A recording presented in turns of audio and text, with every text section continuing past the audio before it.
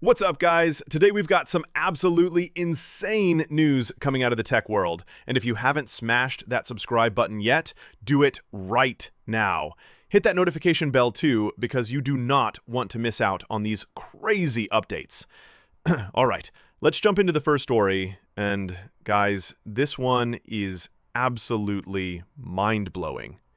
xAI reportedly just raised funding at a $200 billion valuation. But here's where the drama really starts.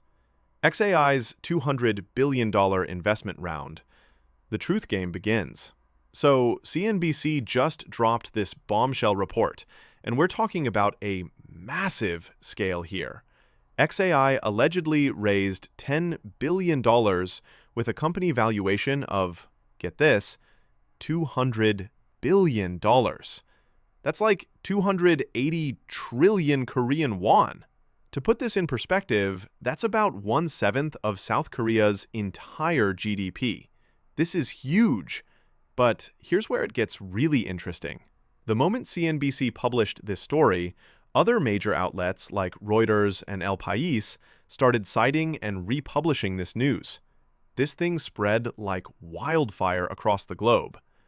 But then, and this is where it gets spicy, Elon Musk shows up on X and straight up says, We're not raising money right now. CNBC is fake news. He completely shut it down. How crazy is that? The media reports it as confirmed, but the guy himself says it's not happening. TipRanks also covered this situation, and now we've got this whole media reports versus denial from the source drama going on. And guys, this isn't the first time this has happened. Especially with Elon Musk, there's often this back and forth between media reports and his actual statements. But what's really fascinating is how specific the reported use of funds was. According to Reuters, they were planning to use the money for GPU acquisition, data center expansion, especially this facility called Colossus, building their own infrastructure, and talent acquisition. Colossus is xAI's supercomputer facility, and it's absolutely massive. We're talking about tens of thousands of NVIDIA GPUs all packed together in this AI training data center. If they really did get $10 billion, this would be their plan for expanding these facilities even more. What's interesting is comparing this to other companies' valuations. Looking at Anthropic's recent valuation, or OpenAI's level, the $200 billion figure for xAI might be realistic, or it could be totally overheated. From an investor's perspective, the key thing here is being careful about overheated framing until fact-checking is completely done. The AI industry is so hot right now that these big investment announcements make the market react super sensitively. Tesla Diner's global expansion ambitions. All right, second story, and this one is really cool. Tesla's chief designer Franz von Holzhausen hinted at the possibility of global expansion for Tesla Diners. This came up when Franz appeared on Bloomberg's Hot Pursuit program, as reported by Not a Tesla app.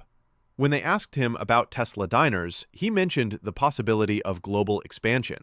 For those who don't know what Tesla Diner is, there's currently the first location in Hollywood. It's this super unique concept with a retro 50s American diner style. Movie screens installed, rooftop space, and most importantly, it's got supercharger stations right there. Think about it. When you're charging your EV, you usually have to wait 30 minutes to an hour, right? Instead of just sitting in your car being bored, you can eat great food, watch movies, or chill on the rooftop. This is super. Such a game-changing idea. Franz mentioned that the Hollywood location is serving as a blueprint, and for the second location, they're planning Starbase in Texas, according to Not a Tesla app. Starbase is where Elon Musk's SpaceX rocket launch facility is located, Boca Chica in South Texas. Having a Tesla diner there goes way beyond just charging station plus restaurant. The branding synergy would be incredible. Eating at a Tesla diner while watching SpaceX rockets launch? That's like living in a sci-fi movie. But what's really exciting is Franz mentioning global expansion. What if this came to different countries?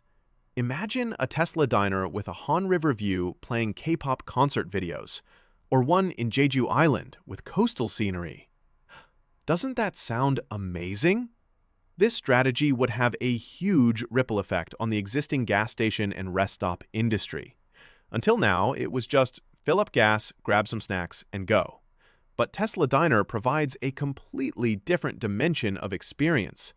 Traditional rest stops are going to feel pressure to evolve beyond simple convenience facilities into entertainment and lifestyle spaces. Robotaxi Accessibility Revolution. Wheelchair Access. Eibel Services Skleus NN. The third story is really meaningful. The phrase accessibility rides was discovered in the Tesla Robotaxi app. This could signal that they're preparing wheelchair-accessible robotaxi services. According to TeslaModelY's report, these accessibility-related phrases were actually found in the Robotaxi app. There was even mention of medical purpose transportation. This was covered by reporter Joey Klender through TeslaModelY, and what's really important is that Elon Musk replied with, "Absolutely." If this is true, it could mean Tesla is actually developing wheelchair-accessible robo-vans. Have you heard of WAVE? It stands for Wheelchair Accessible Vehicle. Vehicles specially designed so people in wheelchairs can get in and out while still in their chairs. These vehicles usually have ramps or lifts and devices to safely secure wheelchairs. If Tesla really makes WAVE-type robotaxis, what features would they need? First, they'd need enough space for wheelchairs, automatically operating ramps or lift facilities, devices to safely secure wheelchairs, and systems to respond to emergency situations. Comparing to competitors, with existing taxi or Uber services, there aren't clear standards, so this confusion happens. What if this happened in other countries? EV adoption is rapidly increasing everywhere, so driving test standards need to be reviewed to see if they reflect these new technologies. Transportation policies themselves need to change in the future. Instead of just checking physical pedal operation, shouldn't we move toward evaluating the ability to safely control the vehicle? Ridiculous fake parking ticket on Cybertruck. The last story is both absurd and revealing about reality. Someone put a fake parking ticket on a Cybertruck parked at Stanford Shopping Center. This incident became known through a post by Tesla employee Ryan Torres on his X account and was reported by TeslaModelY. Someone stuck a fake fine notice on the Cybertruck. What was written on that fake ticket was, this is unbelievable. It said something about it being a fascist vehicle. Isn't that totally ridiculous? Connecting the vehicle itself to political orientation and harassing people like this. Looking at this behavior, several thoughts come to mind. Legally, this is clearly property rights infringement. Putting something on someone else's car without permission is problematic, and creating fake official documents and sticking them on is another issue. But what's even funnier is the self-contradictory nature of this behavior. The logic of connecting electric vehicles to environmental destruction doesn't make sense. Whether it's Cybertruck or other EVs, they're basically more environmentally friendly than fossil fuel vehicles. That's scientific fact. What I notice from these incidents is that in today's online attention economy era, these performative acts are increasing.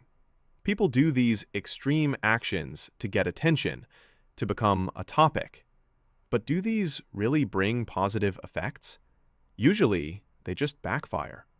People who get harassed like this become more united, and regular citizens react with, "That's too much." Eventually, it brings more support and sympathy for what they were trying to oppose. All right, guys, so we've covered 5 different stories today, and there's really diverse stuff happening in the tech world, from xAI's investment round Truth Game to Tesla Diner's global expansion plans, robotaxi accessibility improvements, Canada's ridiculous driving test incident, and the Cybertruck fake ticket situation. Which of these stories did you find most interesting? Especially that first XAI news. It's like media reports versus CEO denial. Which side are you on? Drop your thoughts in the comments below. And if these tech industry updates were helpful, smash that like button. I'll keep bringing you these hot news updates, so make sure to subscribe and hit that notification bell. I'll be back with more exciting news. Thanks for watching.